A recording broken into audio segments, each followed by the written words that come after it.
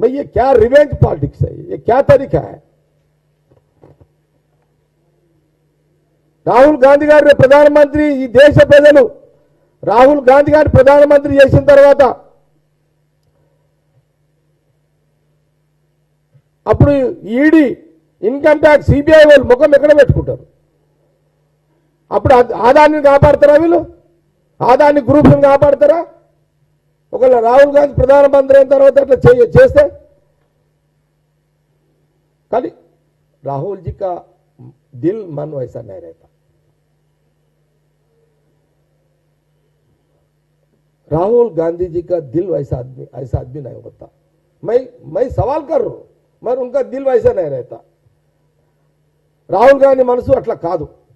ఏది, అయ్యో నన్ను ఇబ్బంది, మా కుటుంబాన్ని వీళ్ళు బదలాం చేసిరు, మమ్మల్ని మాకు ఇబ్బంది పెట్టిరు అని ఇట్లా ఈడీని లేకపోతే ఇన్కమ్ ట్యాక్స్ని ఐబీని వాళ్ళు కక్ష చెయ్యరు.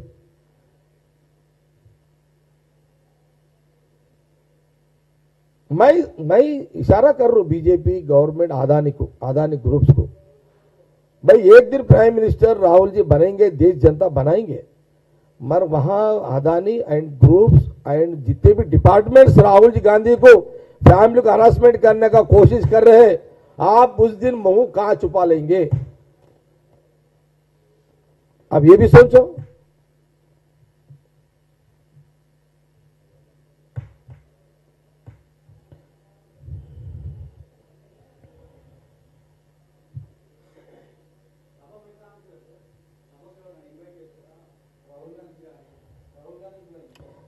నేను సభ ఎవరిని ఆహ్వానించాను, ఎందుకంటే సంగారెడ్డి పరిధిలో పెట్టుకుంటున్నది. నేను నా దగ్గర ఉన్న 3 లక్షల జనాభాలో 1 లక్ష మందిని ప్రతి పల్లె నుంచి ప్రతి వార్డు నుంచి అంబేద్కర్ స్టేడియంకి పిలుస్తా. ఆ గంటన్నర ఇదేం ఓట్ల కోసం కాదు కదా, ఇది ఆ సభ.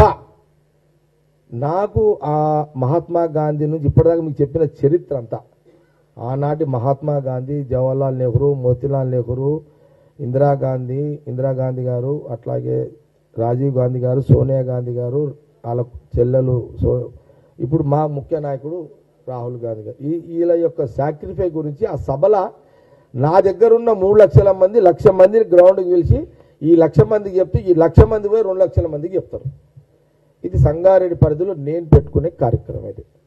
ఇది పొలిటికల్ డైస్ కాదు, ఇది ఓన్లీ ఆ కుటుంబం గురించి ఒక 2 గంటలు చక్కగా నీట్గా వాళ్ళకి చెప్పి, కమ్సే నా నియోజక ప్రజల కన్నా నేను కొంత ఈ మీడియా చూడను, ఎలక్ట్రానిక్ మీడియా కానీ పేపర్ చదివిన రైతులు, మహిళలు ఉంటారు, వాళ్ళకి అర్థమయ్యే విధంగా చెప్పి అదొక కార్యక్రమాన్ని తీసుకుంటా. అది జనవరిలో పెడతా, జనవరి నెలలో పెడతా. నేను చాలా పెద్ద కార్యక్రమం కాబట్టి జనవరి నెలలో పెడతా నేను. అది ఇది పొలిటికల్ డయాస్ కాదు కదా.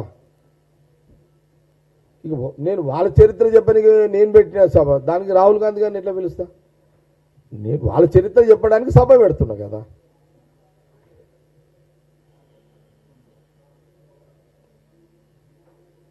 और कुछ सवाल है पूछने का आपको? Any questions?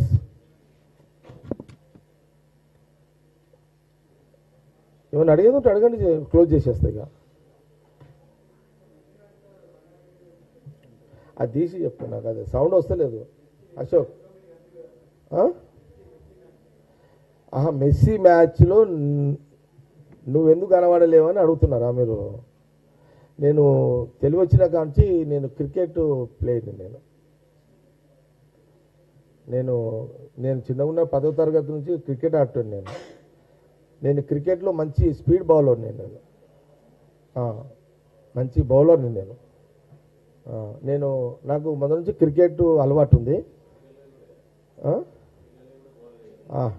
అనుకోవచ్చు, మీరు పొలిటికల్ బౌలర్ కూడా అనుకోవచ్చు. నేను అట్లా లేదు, నేను మొదలు 10th క్లాస్ నుంచే, మేము హై స్కూల్లో 10th క్లాసు నేను గవర్నమెంట్ స్కూల్లో చదువుకున్నా. మా బాయ్స్ హై స్కూల్ సంగారెడ్డి, అక్కడనే నేను మా ఫ్రెండ్ కుసుమ్ కుమారు మేము ఆనే చదువుకున్నాము. ఇద్దరము గవర్నమెంట్ స్కూల్లో చదువుకున్నాము. 8th, 9th, 10th. అక్కడనే చదువుకున్నా. ఇంటర్మీడియట్ కూడా గవర్నమెంట్ కాలేజ్ చదువుకున్నా. ఇంటర్మీడియట్ సెకండ్ ఇయర్ ఒక సబ్జెక్ట్ ఫెయిల్ అయినా ఆడికి వదిలేసేసిన. అయితే అప్పుడు మాకు 10th క్లాస్ నుంచి క్రికెట్ బాగా ఇంట్రెస్ట్ ఉండే. మేము ఒక 12 మంది మేమంతా క్రికెట్ ఆడేటోళ్ళం. మమ్మల్ని ఆ క్రికెట్ ఆడుతుంటే మా ఊళ్ళు అనేటోళ్ళు, ఇదేదో అవార బ్యాచ్ వెళ్ళిందిరా అంటోళ్ళు మమ్మల్ని అంతా రోజు.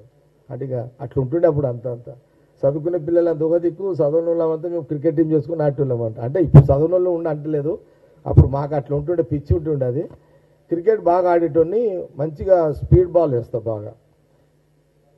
మీరు ఎప్పుడైనా చూడాలనుకుంటే గేమ్ పెట్టండి, బాల్ వేసి చూపెడతా.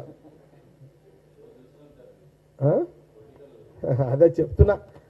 ఇక పొలిటికల్ ఇక ఉంటుందిలే, ఇక పొలిటికల్గా నాది అట్లా ఉంటుంది. కానీ నాకు బాగా ఆడేటోళ్ళం. నేను మా ఫ్రెండ్స్ పేర్లు ఉన్నాయి. ఇంకోటి జట్టి కుసుమ్ కుమారు, కమలాకర్ అని ఉన్నాడు, మా వాడు ఒకడు ఉన్నాడు, మా బామ్మడిది అవుతాడు కమలాకర్, ఆడొకడు ఉన్నాడు. మళ్ళీ బామ్మడిది అంటే దోస్తు బామ్మడిది. మధు అని అడ్వకేట్ ఉన్నాడు ఒక ఆయన, స్పీడ్ బౌలర్. ఇంకా చాలామంది పేర్లు నోటికి వస్తలేవు. నాది స్పీడ్ బౌలింగ్, నాది స్పీడ్ నాది స్పీడు. అంటే బౌలింగ్లో స్పీడ్ అలవాటు అయింది, బ్యాటింగ్ కూడా మెల్లగా ఆడతా. అట్లా బౌలింగ్లో బాగా స్పీడ్ మంచి.